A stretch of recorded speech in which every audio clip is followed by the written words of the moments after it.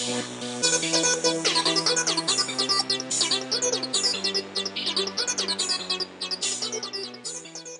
en fait, je remplace le professeur Serror qui s'excuse de pouvoir venir aujourd'hui, mais on travaille ensemble sur cette thématique de recherche. Et en effet, je suis rhumatologue à l'hôpital d'Orléans. Comme on va parler de recherche, si vous avez des questions ou des incompréhensions en cours de topo, je pense que c'est mieux de me poser la question tout de suite, comme ça après vous pourrez vous pourrez mieux comprendre. Donc on va parler des facteurs environnementaux et du risque de polyarthrite rhumatoïde et des analyses, de la recherche qu'on fait actuellement sur une cohorte de femmes françaises de la MGEN. Alors déjà, ça commence bien. Ça y est. Donc l'exposome, c'est un concept. En fait, c'est la totalité des expositions auxquelles un être humain, de sa conception jusqu'à la fin de sa vie, est exposé. Donc c'est des facteurs environnementaux. Donc c'est ce qui s'additionne à la génétique comme facteur de risque. Donc vous avez les facteurs généraux, comme le climat, la pollution urbaine, les allergènes, et puis vous avez des facteurs environnementaux qui sont plus spécifiques, liés en fait à votre mode de vie, comme le tabac, l'alcool, l'alimentation, votre activité sportive ou les polluants domestiques. Les facteurs environnementaux, certains peuvent directement être liés à un risque de maladie chronique. On va parler de la polyarthrite rhumatoïde, mais c'est vrai pour toutes les maladies chroniques, ou interagir avec notre environnement intérieur. L'environnement intérieur, c'est la génétique, mais c'est aussi les hormones chez la femme et les variations hormonales au cours de la vie d'une femme, ou également le microbiote, comme pour la maladie de Crohn, mais on verra tout à l'heure qu'on parle aussi de microbiote dans la polyarthrite rhumatoïde. Donc il y a interaction entre les facteurs environnementaux, donc externes, et l'intérieur, principalement la génétique, comme facteur de risque de développer une maladie chronique, et notamment la polyarthrite rhumatoïde.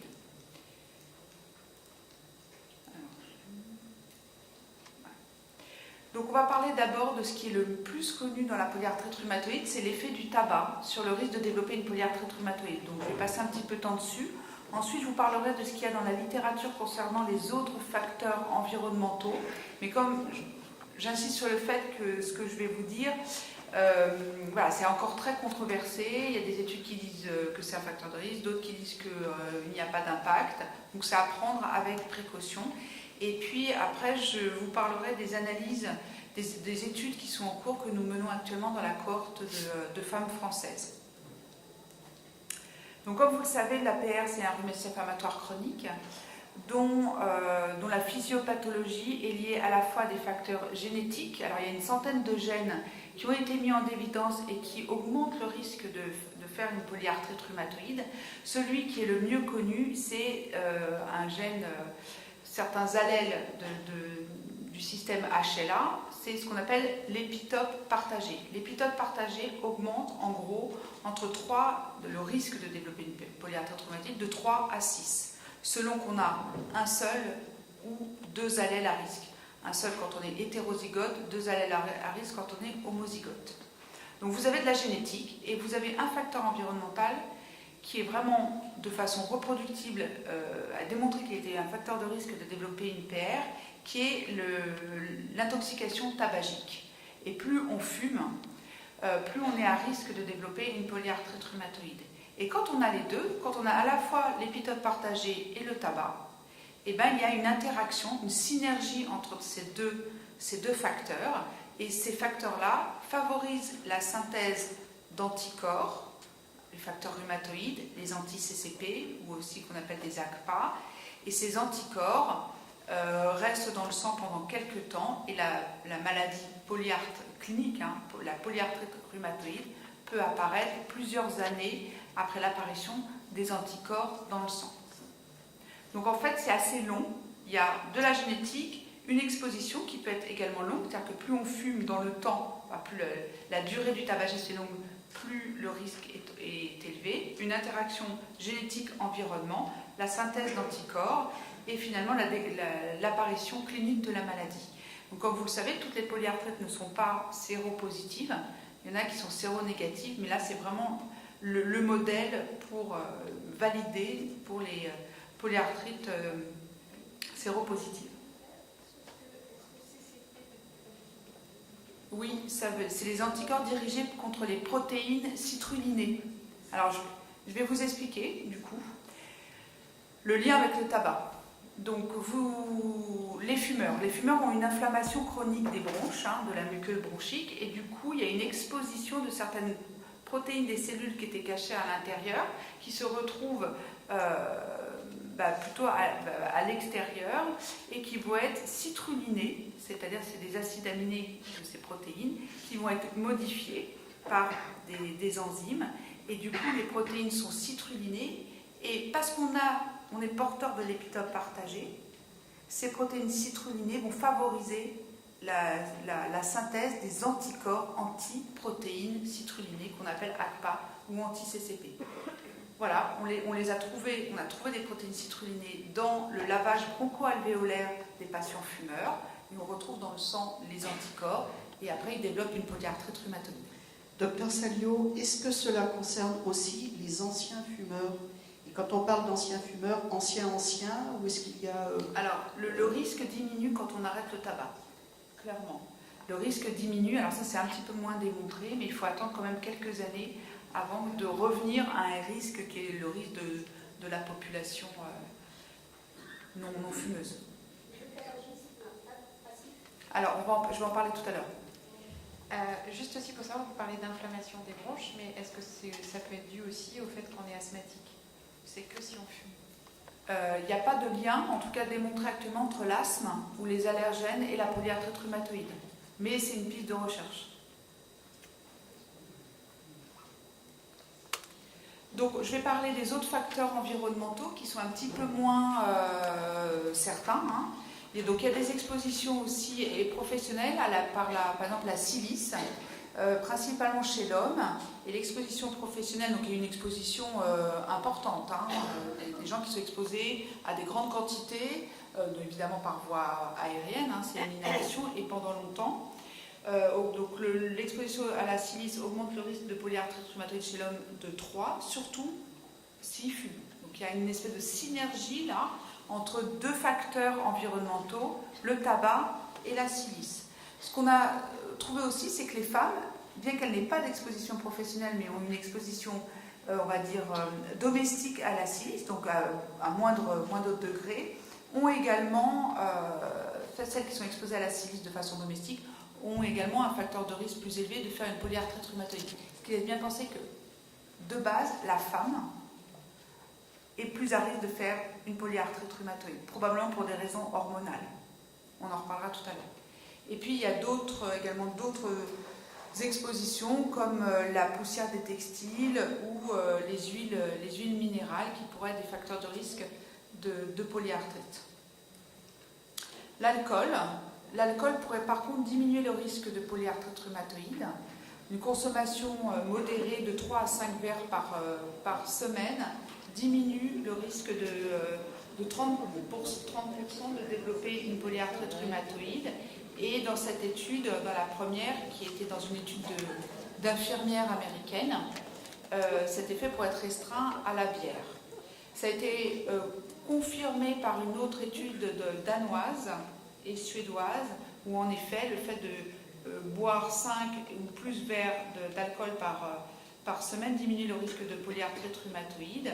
Et on peut même aller plus loin, c'est-à-dire que les patients qui fument et donc qui ont un risque augmenté de polyarthrite rhumatoïde, s'ils ont une consommation modérée, une consommation d'alcool et une consommation modérée, voient le risque lié au tabac diminuer.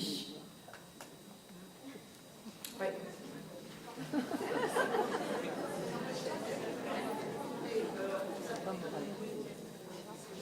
Ça n'empêche pas que l'alcool?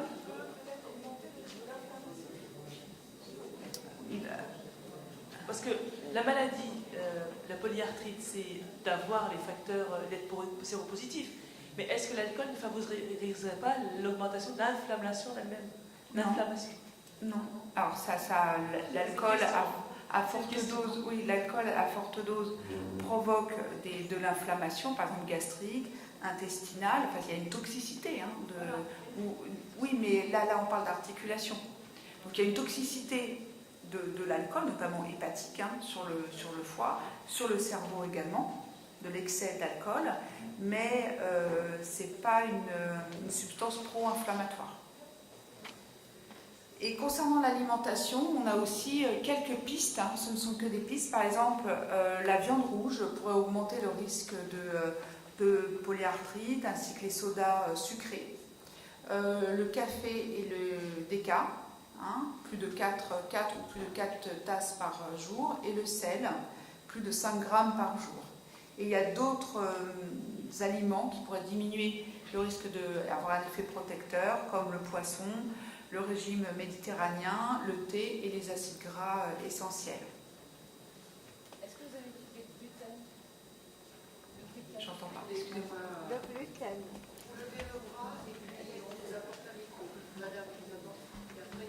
Est-ce que vous avez étudié le gluten?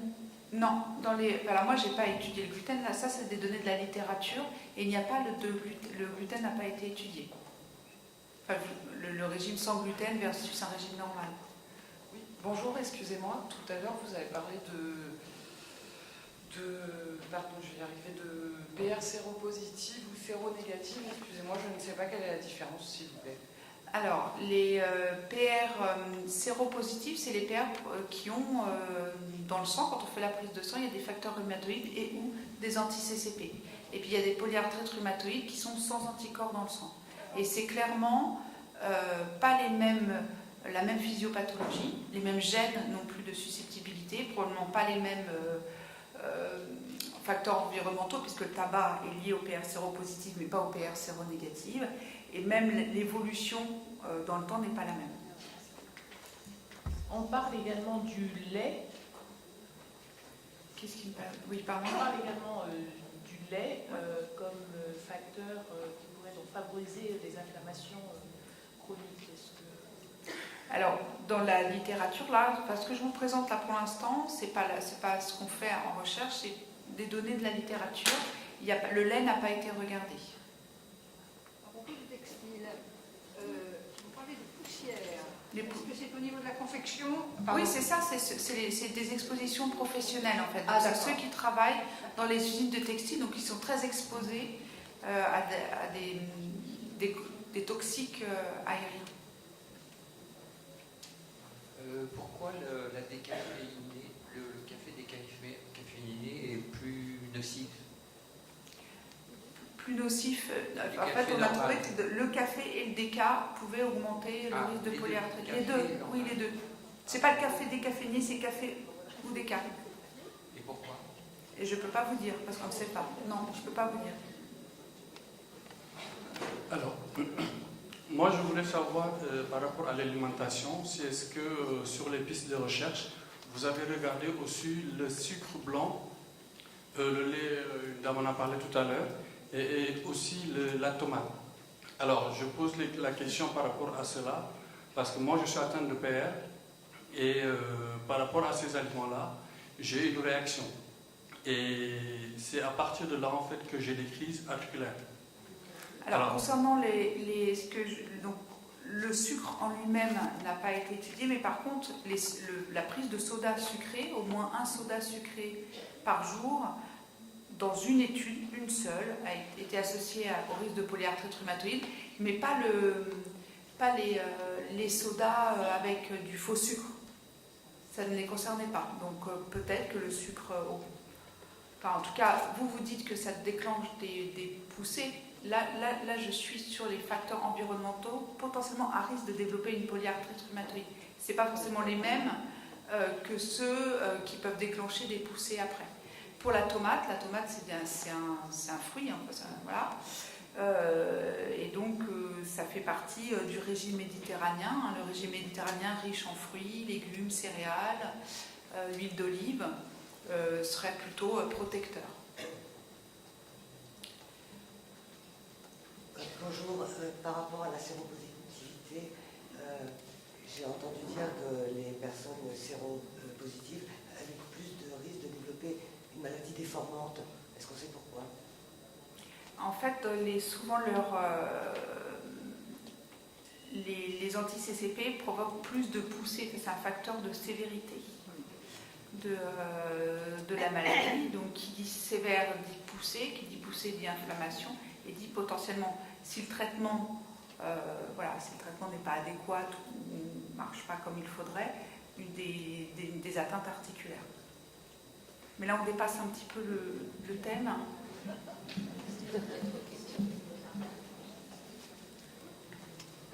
Ma question en fait sur les études, c'était si c'était en rapport avec le déclenchement d'une polyarthrite ou en rapport avec une inflammation. Non, là, moi, mon thème aujourd'hui, c'est de vous parler d'environnement. Le thème, c'était aux origines de la polyarthrite rhumatoïde. Donc, je vous parle de facteurs de risque de développer une polyarthrite rhumatoïde. Je ne vais pas du tout vous parler de ce qui peut influencer l'activité de la polyarthrite rhumatoïde. Là, moi, je suis bien en amont, je suis avant. C'est les expositions dans l'enfance, le tabac, on va parler tout à l'heure du tabagisme passif, et de d'autres facteurs qui peuvent, sur un terrain génétique particulier, augmenter le risque de développer une polyarthrite. Bien, on va vous laisser continuer votre intervention. Donc la vitamine D pourrait aussi avoir un effet protecteur pour des doses qui sont relativement raisonnables, puisque vous voyez 470 unités par jour, les apports journaliers recommandés sont de 800 à 1000. Ça c'était sur une cohorte, donc un groupe de femmes de l'Iowa. Ce résultat a été démontré. Il n'y avait pas, par contre, ce résultat n'a pas été reproduit dans la cohorte de femmes infirmières aux États-Unis. Et puis les traitements hormonaux de la femme, quand vous savez la PR est 3 fois plus fréquente chez la femme, et il y a beaucoup d'éléments qui laissent penser que les variations hormonales au cours de la vie d'une femme peuvent jouer sur le risque de développer des maladies chroniques, notamment la polyarthrite rhumatoïde. Et on sait que par exemple, il y a 2 pics de fréquence chez la femme, avant la ménopause, dans la 4e décennie, et puis surtout après la ménopause, comme si la chute brutale des hormones, des œstrogènes, pouvait provoquer une inflammation. Et d'ailleurs, il a été démontré que la chute des œstrogènes augmentait des protéines dans le sang de l'inflammation, telles que le TNF, ça vous dira quelque chose, tumeur necrosis factor, ou l'interleukine 6, qui sont impliqués dans la genèse de pas mal de maladies inflammatoires, mais notamment de la polyarthrite rhumatoïde. Donc ça, c'est les hormones internes, on va dire, c'est l'environnement interne. Et puis, les femmes, au cours de leur vie, elles prennent une contraception orale ou un traitement hormonal substitutif. Donc ça aussi, probablement, joue sur le risque de polyarthrite rhumatoïde. Mais à l'heure actuelle, les données dans la littérature sont assez controversées, puisque vous voyez, pour la contraception orale, il y a des études qui disent que ça pourrait avoir un effet protecteur, et puis d'autres, pas d'impact. Et puis, pour le traitement hormonal de la ménopause, ça pourrait avoir un excès de risque pour des durées très longues de traitement hormonal, au moins 8 ans. Donc, je vais vous parler de notre recherche actuelle sur la cohorte E3N. La cohorte E3N, une cohorte de femmes affiliées à la MGEN qui ont été incluses au début des années 90 et qui avaient alors entre 40 et 65 ans. Et il y avait plus de 100 000 femmes qui ont été incluses dans cette cohorte dont le suivi est encore en cours. Vous voyez, les 90 à 2018. Et elles sont suivies grâce à des auto-questionnaires qui leur sont envoyés régulièrement. Le dernier est parti cette année, là, avant l'été. Donc 12 questionnaires à ce jour. Et ces questionnaires renseignent sur leur état de santé, les antécédents, les données socio-démographiques, si elles fument, si elles prennent des traitements, l'âge de la ménopause, le nombre d'enfants, et également des questionnaires alimentaires qui sont envoyés de temps en temps. Donc on a des renseignements sur leur habitude alimentaire et notamment sur leur transit. À côté de cela, on a aussi, à partir de 2004, comme elles étaient affiliées à la MGEN, on sait quel traitement elles prennent à partir de 2004. Donc du coup, mais c'est le traitement de l'officine. Donc les patients de PR qui prennent du méthotrexate ou des biothérapies en sous-cutané, on a ce renseignement.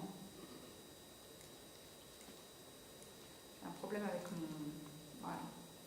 Et 75% de ces femmes ont aussi eu des prélèvements, soit salivaires, soit sanguins, qui vont nous permettre, c'est prévu, de faire un petit peu de génétique. Donc actuellement, nous travaillons avec les gens de la cohorte 3N qui sont basés à l'IGR, à l'Institut Gustave Roussy, sur l'impact des facteurs environnementaux. Donc on a regardé le tabac, mais surtout le tabagisme passif, les facteurs hormonaux, les troubles du transit et l'alimentation, ça c'est en cours, et éventuellement des interactions avec des gènes sur le risque de développer une polyarthrite rhumatoïde chez ces patientes incluses dans la cohorte E3N. Donc tout d'abord, ce qu'il a fallu faire, c'est que ces femmes, on n'a pas inclus au départ des femmes ayant une polyarthrite rhumatoïde récente. C'est des femmes tout venant de la MGEN. Donc certaines ont fait une polyarthrite rhumatoïde au cours de suivi. Et ça, il faut les identifier et valider le fait qu'elles aient bien fait ou pas une polyarthrite rhumatoïde. Donc ça, en soi, c'est un gros travail, et ça fait l'objet d'une étude qui a été soumise pour publication. Donc je vais vous parler des grandes lignes. Donc au cours du suivi, dans 3 questionnaires, on leur demandait si elles avaient un rhumatisme inflammatoire chronique. Donc elles cochaient oui, et entre polyarthrite rhumatoïde, spondyloarthrite ou pseudo-polyarthrite rhizomélique. Ça permettait d'identifier les cas. Il y avait un autre moyen d'identifier les cas, c'est qu'on leur demandait à chaque fois si elles avaient été hospitalisées depuis le dernier questionnaire. Et si oui, pourquoi, avec la date. Donc si elles mettaient oui, j'ai été hospitalisée pour ma polyarthrite rhumatoïde, ça permettait de les identifier. Donc à partir de ces cas potentiels de rhumatisme inflammatoire chronique, on a créé un questionnaire de validation qui leur a été envoyé par la poste.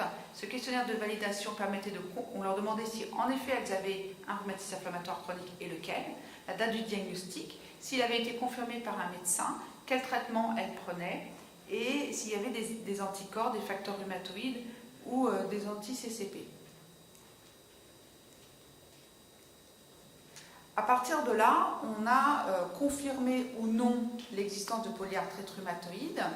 Pour les femmes qui avaient répondu au questionnaire de validation, avaient une polyarthrite rhumatoïde confirmée, celles qui avaient, elles, confirmé en effet qu'elles avaient une polyarthrite rhumatoïde, plus un autre des critères suivants, soit un diagnostic confirmé par un médecin, son médecin généraliste ou le rhumatologue, soit un traitement spécifique de la polyarthrite rhumatoïde, qu'elles avaient noté dans le questionnaire de validation, soit des anticorps, soit elles répondaient aux critères de classification ACR 1987. Malheureusement, elles n'ont pas toutes répondu au questionnaire de validation, donc on a eu aussi des cas potentiels pour lesquels on n'avait pas de réponse par le questionnaire de validation, et dans ces cas-là, on a été regardé dans la base de remboursement des médicaments de la FGEN pour savoir si ces dames qui avaient dit avoir une PR sur leur questionnaire dans le cadre du suivi de 3N, avaient également, ça pouvait être confirmé parce qu'elles prenaient une biothérapie sous-cutanée ou du méthotrexate. Donc au final, initialement, il y avait près de 3200 cas potentiels à qui on a envoyé le questionnaire de validation. 2179 ont répondu, à peu près 70% de réponses, sachant qu'il y avait eu une relance, on les avait relancés. Et à partir de là, on a pu confirmer l'existence d'une polyarthrite rhumatoïde dans la cohorte 3N qui compte presque 100 000 femmes, de 964 polyarthrites rhumatoïdes. Comme on avait les dates des diagnostics, on savait combien avaient été diagnostiqués avant l'entrée dans la cohorte, 266, c'est des PR, ce qu'on appelle prévalentes, et combien avaient été diagnostiqués au cours de suivi de la cohorte E3N, donc il y en avait 698. Malheureusement, on avait aussi le statut anticorps, donc les facteurs rhumatoïdes ou les anti-CSTP, pour peu d'entre elles. Il nous manque pas mal de données. Vous voyez, 627, on n'a pas le statut anticorps, mais on est en train de le récupérer en appelant directement les médecins. Quand on compare par rapport à d'autres cohortes de femmes, donc il y en a principalement 2 autres dans le monde, sur le même schéma que E3N, une cohorte aux États-Unis d'infirmières qui s'appelle NHS et une cohorte aux États-Unis des femmes de l'Iowa, l'IWHS. Et quand on regarde, on a à peu près la même proportion, eux aussi ils ont regardé les polyarthrite rhumatoïde, et on a à peu près les mêmes proportions de polyarthrite rhumatoïde. D'ailleurs, la fréquence qu'on a retrouvée dans la cohorte était proche de la fréquence habituelle rencontrée en France, ce qui est plutôt rassurant pour nous. Donc le premier facteur environnemental qu'on a regardé, c'est le tabagisme, mais surtout le tabagisme passif. Et d'ailleurs, ça a fait l'objet d'une publication là, qui est sortie cet été. Ah, bon, c'est pas grave, ça passe pas. Donc, en fait, lors du 2e questionnaire, on leur demandait si pendant l'enfance, ils avaient été exposés, si leurs parents fumaient, s'ils avaient été exposés à des pièces enfumées. À partir de là, on a pu évaluer s'il y avait un tabagisme passif dans l'enfance ou pas. Et en effet, quand on regarde les résultats, donc je vais essayer de... Je vais prendre un micro, je vais... Donc dans ce tableau, vous m'entendez là? Non.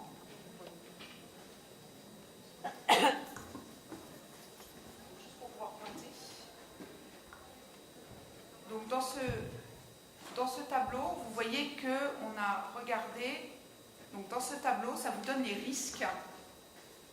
Le risque de développer une polyarthrite rhumatoïde, c'est ce qu'on appelle le HR, la hazard ratio, avec son intervalle de confiance.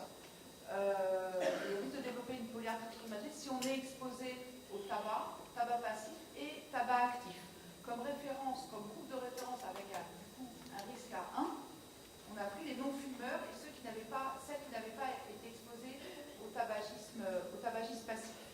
Ce qu'on peut voir donc, c'est que les fumeuses, si elles ont également eu un tabagisme passif dans l'enfance, ont un risque augmenté de 1,67 là, de développer une polyarthrite rhumatoïde.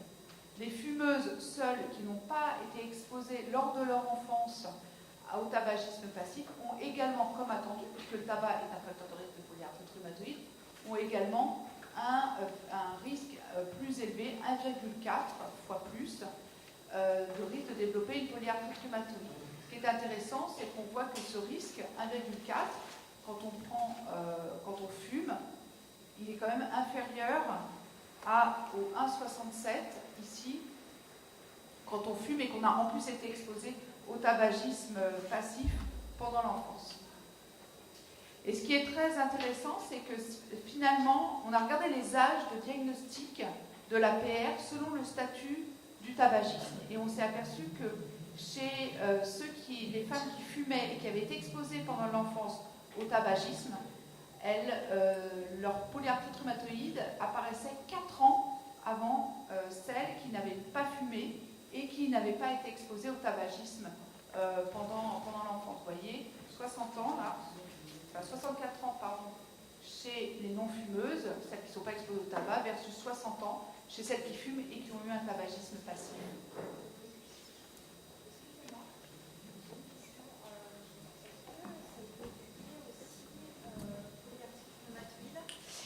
Et quand la mère de la patiente fumait pendant sa grossesse.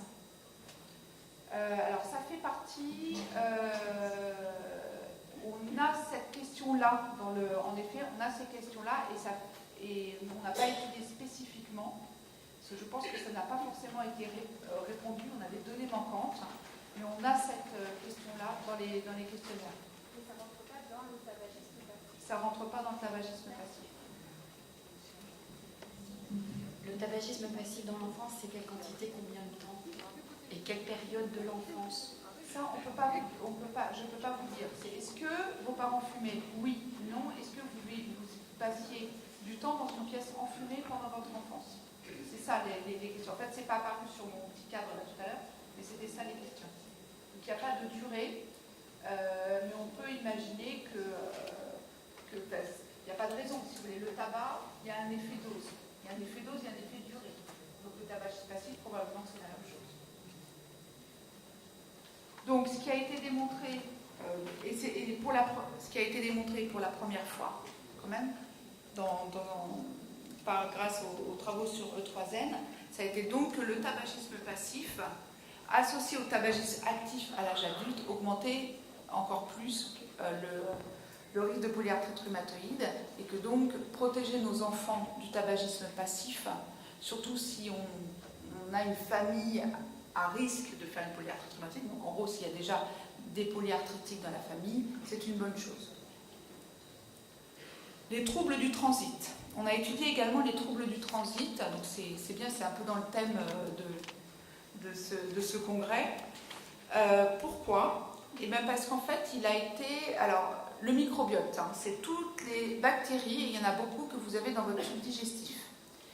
Dans la polyarthrite rhumatoïde, il y a un germe qui est dans la bouche, qui est responsable d'une maladie des gencives, qui a un nom barbare, et qui, en effet, est à risque parce qu'il provoque une inflammation chronique de la bouche, et a priori peut être à risque de développer une polyarthrite rhumatoïde. Ce qu'on sait aussi dans la littérature, c'est que la flore intestinale des patients atteints de polyarthrite rhumatoïde n'est pas la même que celle des sujets sains non polyarthritiques. Il y a notamment plus, par exemple, de Prévotella, qu'il y a une variation à la fois en qualité et en quantité de ces germes. Et si vous avez des souris qui sont germe-free, c'est-à-dire qu'en fait elles sont stériles, elles n'ont pas de flore intestinale, les souris de laboratoire, si vous leur injectez, inoculez la flore intestinale de quelqu'un qui a une polyarthrite, elles font des arthrites. Si vous leur injectez la flore de quelqu'un de sain, qui n'est pas polyarthritique, elles ne font pas d'arthrite, ou en tout cas elles en font moins. Donc on a quand même l'impression que la flore intestinale, des variations de flore, une flore intestinale particulière, pourrait induire, par de l'inflammation chronique au niveau du type digestif et une réponse immunitaire, induire une polyarthrite rhumatoïde. Comme ça a été démontré, comme c'est démontré dans la maladie de Crohn. Mais par contre, ce qu'on ne sait pas, c'est qu'il n'y a jamais eu d'études sur le microbiote avant de déclencher une polyarthrite rhumatoïde. Évidemment, dans E3N, on n'a pas de sel. C'est pas facile, 400 000 femmes, on n'a pas d'échantillon de sel pour étudier ça. Mais on a certaines données sur le transit. Or, on sait qu'il y a un lien certain entre flore intestinale et transit. Donc, de façon indirecte, on a étudié le transit pour savoir si potentiellement, de façon indirecte, on pouvait incriminer la flore intestinale dans la physiopathologie de la polyarthrite rhumatoïde. Donc, dans le questionnaire 3, il y a eu des questions sur le transit entre normal, diarrhée, constipation ou alternance. Et en même temps, à cette période, il y avait aussi un questionnaire alimentaire. Donc, on s'est servi de ces données-là pour regarder si le transit pouvait être lié au diagnostic ou à la survenue de polyarthrite rhumatoïde après, donc du coup, pas après l'inclusion, mais après Q3, après ce troisième questionnaire. Et en effet, on a trouvé que la diarrhée était associée à une augmentation du risque de polyarthrite rhumatoïde, vous voyez, à 1,7 fois plus de risque de développer une PR si on a des épisodes de diarrhée. Et ceci de façon indépendante du tabagisme, de problèmes thyroïdiens qui donnent aussi de la diarrhée, de l'alimentation et d'autres facteurs de risque connus de polyarthrite rhumatoïde. La prise notamment de café et de thé. Donc ça, c'est c'est des résultats qui ne sont pas encore publiés, hein, mais c'est une première étude prospective qui fait le lien entre un trouble du transit et le risque de polyarthrite rhumatoïde. Et potentiellement, on peut imaginer que si les patientes ont une diarrhée de façon chronique, c'est qu'elles ont une flore intestinale qui est peut-être pas celle de tout le monde et pathologique entre guillemets. On va parler maintenant des facteurs de reproduction. Donc E3N est quand même l'idéal pour ça, parce que c'est que des femmes. Donc comme je vous l'ai dit tout à l'heure, il y a vraisemblablement un lien entre les variations des taux d'hormones au cours de la vie d'une femme et le risque de polyarthrite rhumatoïde. Même si clairement, dans la littérature, c'est très controversé, il y a des résultats très très discordants.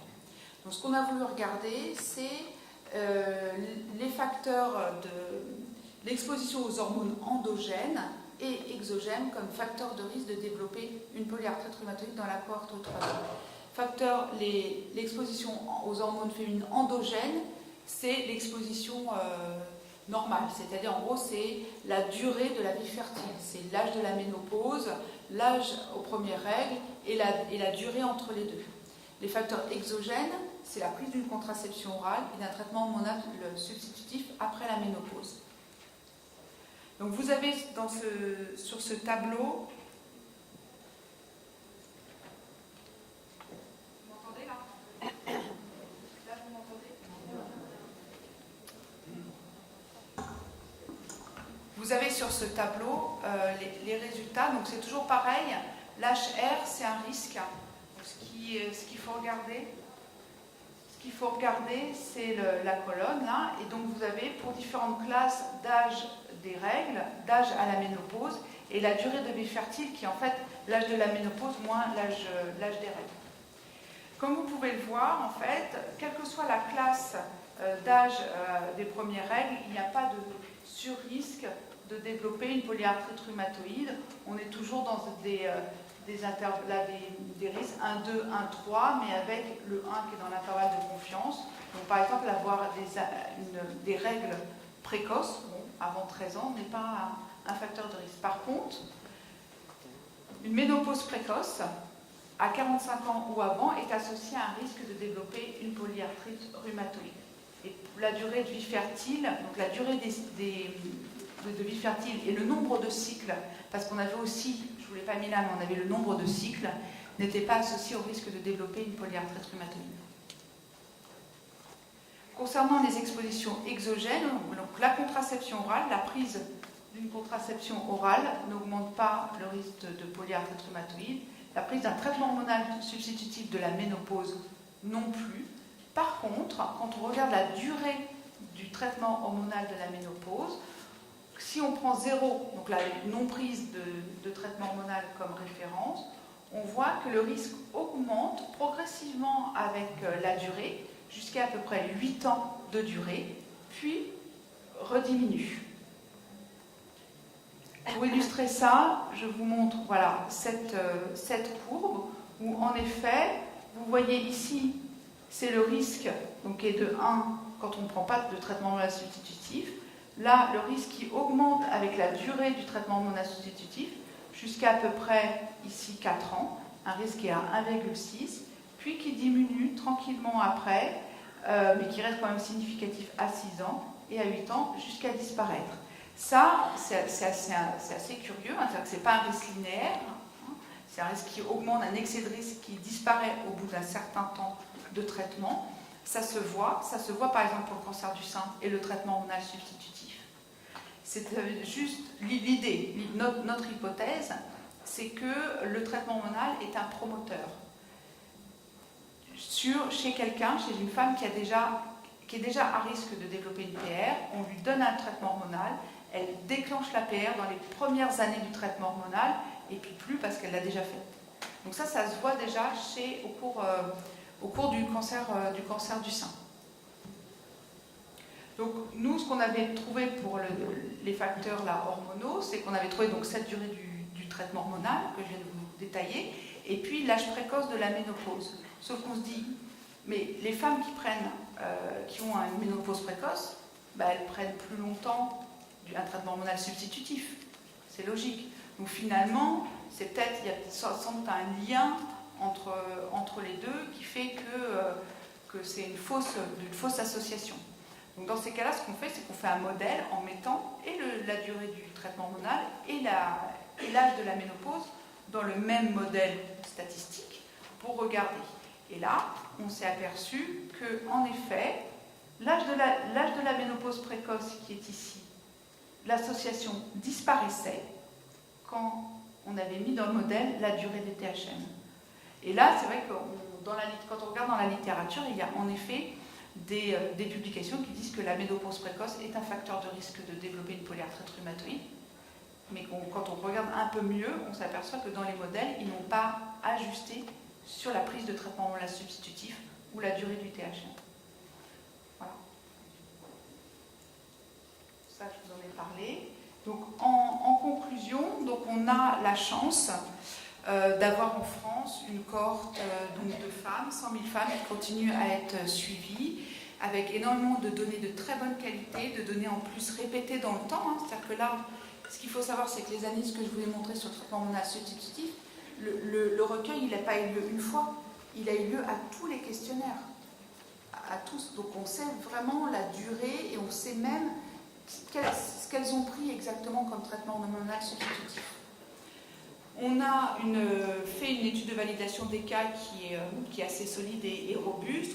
Il a été démontré que le tabagisme passif, et il y avait un lien avec la polyarthrite rhumatoïde. On a trouvé également une association entre diarrhée et PR et entre durée du traitement hormonal substitutif et polyarthrite rhumatoïde. La perspective maintenant, c'est d'aller un peu plus loin dans nos études, dans nos recherches, en regardant selon le statut anticorps. Donc ça, on est en train de récupérer parce que, comme je vous ai dit tout à l'heure, on a pas mal de données manquantes sur le fait d'avoir pas des facteurs rhumatoïdes et des anti-CP. On va regarder également selon le type de THM et les voies d'administration et faire des analyses génétiques pour rechercher des interactions, notamment entre traitement hormonal substitutif et par exemple épitope partagé, les facteurs génétiques. On va faire des collaborations également avec l'international, avec des cohortes notamment de polyarthrite rhumatoïde récente. On va travailler sur Espoir. Je pense que vous connaissez Espoir, la cohorte Espoir, qui est une cohorte de polyarthrite rhumatoïde récente française. Il y en a d'autres dans l'Europe, donc on va travailler ensemble pour en fait pouler nos cas de polyarthrite rhumatoïde et faire des analyses également sur l'alimentation. Les analyses sont en cours sur l'exposition aux UV. Et étendre la recherche à d'autres rhumatismes comme les spondyloarthrites. Donc je veux vous remercier. Je voulais remercier les femmes de la cohorte 3N qui répondent bien à leur questionnaire. Le professeur Serror n'a pas pu venir aujourd'hui, et puis toute l'équipe de Génération et Santé qui s'occupe de cette cohorte 3N et qui travaille donc à l'Institut Gustave Roussy. Je vous remercie.